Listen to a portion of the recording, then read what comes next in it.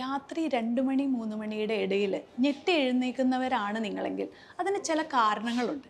ഒന്നാമതായി കുട്ടികളുടെ കാര്യങ്ങളിലാണെങ്കിൽ അത് ഡീവേമിങ് ചെയ്താൽ തീർച്ചയായിട്ടും അത് വിരയുടെ ശല്യമാണ്. രണ്ടാമതായി വരുന്ന ഒരു 60 വയസ്സ് മുകളിലുള്ള ഒരു പ്രായമുള്ള ഒരു പുരുഷന്മാരിലാണെങ്കിൽ അത് തീർച്ചയായിട്ടും പ്രോസ്ട്രേറ്റ് ഗ്രന്ഥിയുടെ എന്തെങ്കിലും തകരാറ് മൂലമാണ്. അതിനകത്ത് അവർക്ക് ചെയ്യാവുന്ന ടെസ്റ്റുകൾ എന്ന് പറഞ്ഞാൽ anti T P O, anti T G, PSA എന്ന് പറയുന്ന ഈ ടെസ്റ്റുകൾ ബ്ലഡ് ടെസ്റ്റ് ചെയ്താൽ അത് തീർച്ചയായിട്ടും അറിയാനായിട്ട് സാധിക്കും. 3 എന്ന് പറയുന്നത് ഡയബറ്റിസിൻ്റെ എന്തെങ്കിലും അത് കൂടുതലായതുകൊണ്ട് ബ്ലഡ് ഷുഗർ കൂടുതലായതുകൊണ്ടും ഇതുപോലെ യൂറിനേഷൻ ടെൻഡൻസി മൂലം നമ്മൾ രാത്രി എഴുന്നേൽക്കാനുള്ള സാധ്യത കൂടുതലാണ്.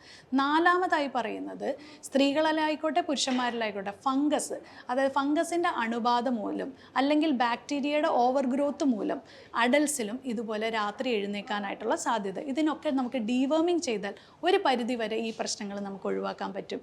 പക്ഷേ ഡയബറ്റിസ് ആണെങ്കിൽ ബ്ലഡ് ഷുഗർ ലെവൽ കുറയ്ക്കുക, പ്രോസ്ട്രേറ്റ് ഗ്രന്ഥിയുടെ ഇത് അവർ യോഗയിലൂടെയും എക്സസൈസിലൂടെയും മാറ്റാൻ ശ്രമിക്കുക.